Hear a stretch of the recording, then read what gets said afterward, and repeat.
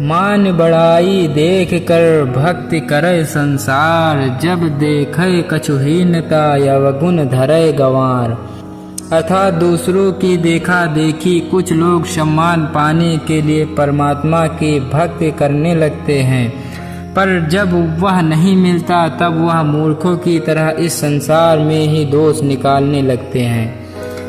माटी कहे कुम्हार से, तू क्या रोंदे मोय, एक दिन ऐसा आएगा मैं रो दूंगी तोय।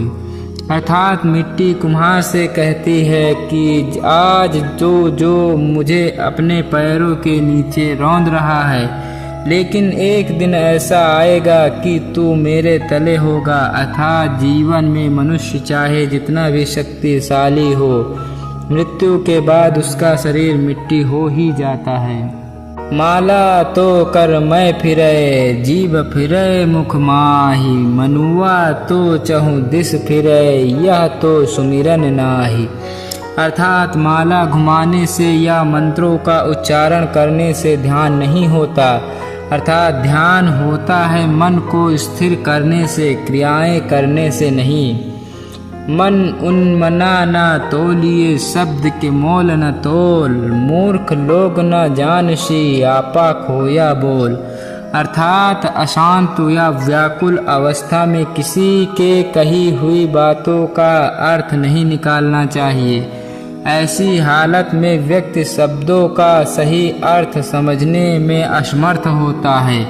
मूर्ख लोग इस तथ्य को नहीं जानते, इसलिए किसी भी बात पर अपना संतुलन खो देते हैं। मुख में नाम रटा करे, निस दिन साधुन संग, कहूँ धो कौन कुफेरते, नाही लागत रंग।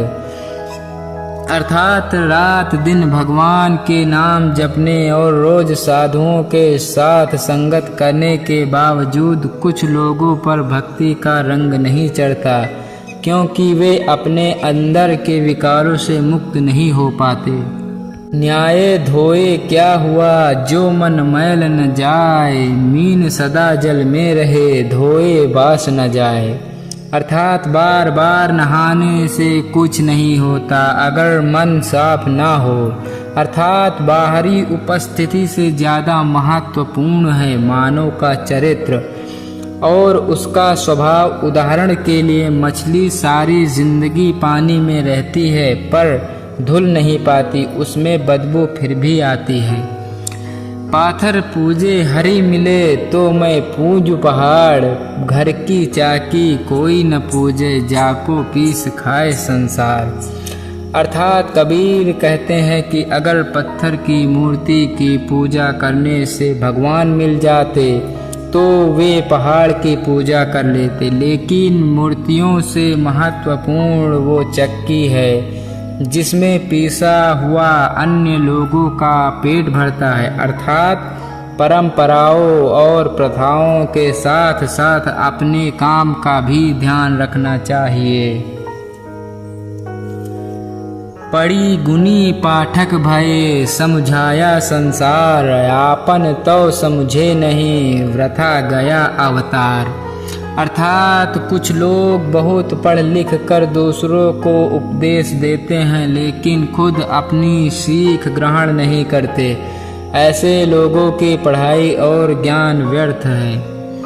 पहले यह मन काग था करता जीवन घात, अब तो मन हंसा मोती चुन चुन खात। अर्थात कबीर कहते हैं कि मनुष्य का मन एक कौवा की तरह होता है जो कुछ भी उठा लेता है, लेकिन एक ज्ञानी का मन उस हंस के समान होता है जो केवल मोती ही खाता है। पर नारी का राचना ज्यों लहसुन की खान, कोने बैठे खाइए प्रगट होए निदान। अर्थात पराई स्त्री के साथ प्रेम प्रसंग करना लहसुन खाने के समान है। उसे चाहे कोने में बैठकर खाओ पर उसकी गंध दूर तक फैल जाती है, अर्थात इसे छुपाना संभव है। पहले शब्द पहचानिए पीछे कीजिए मोल, पारखी परखे रतन को शब्द का मोल न तोल। अर्थात पहले शब्दों का अर्थ पूरी तरह से समझिए, उसके बाद ही उसके कारण या महत्व का विश्लेषण करिए।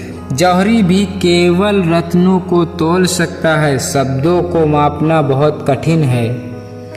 प्रेम न बड़ी उपजी, प्रेम न हाथ बिकाए, राजा प्रजा जो ही रुचे, शीश दे ही ले जाए। अर्थात प्रेम न खरीदा जा सकता है और न ही इसकी फसल उगाई जा सकती है। प्रेम के लिए विनम्रता आवश्यक है, चाहे राजा हो या कोई सामान्य व्यक्ति। रात गवाई सोए के, दिवस गवाया खाए, हीरा जन्मा मोल था, कौड़ी बदले जाए। अर्थात जो व्यक्ति इस संसार में बिना कोई कर्म किए पूरी रात को सोते हुए और सारे दिन को खाते हुए ही व्यतीत कर देता है, वह अपने हीरे तुल्य अमूल्य जीवन को कौड़ियों के भाव व्यर्थ ही गवा देता है। साधु भूखा भाव का, धन का भूखा नाही, धन का भूखा जो फिरे, सो तो साधु नाही। अर्थात संत केवल भाव का ज्ञान की इच्छा रखते हैं, उन्हें धन का कोई लाभ नहीं होता। जो व्यक्ति साधु बनकर भी धन संपत्ति के पीछे भागता है, वह संत नहीं हो सकता। सतगुरु की महिमा अनंत, अनंत किया उपकार, लोचन अनंत उघारिया, अनंत दिखावन हार। अर्थात सतगुरु की महिमा अनंत है और उनके उपकार भी अनंत हैं। उन्होंने मेरी अनंत दृष्टि खोल दे, जिससे मुझे उस अनंत प्रभु के दर्शन प्राप्त हो गए। सतगुरु मिला तो सब मिले, ना तो मिला न कोई, मात पिता सूत बांधवा, यह तो घर घर होए। अर्थात जिसने एक सच्चा गुरु पा लिया, उसने मानो सारा संसार पा लिया। माता पिता बच्चे और दोस्त तो सभी के होते हैं, लेकिन गुरु का भाग्य सबको नहीं मिलता। श्रम से ही सब कुछ होता है, बिन श्रम मिले न कुछ नाही, सीधे उंगली घी जमो, कबसु निकसे नाही। अर्थात जिस समय जिस तरह जमे हुए घी को सीधी उंगली से निकालना असंभव है, उसी तरह बिना मेहनत के लक्ष्य को प्राप्त करना असंभव है।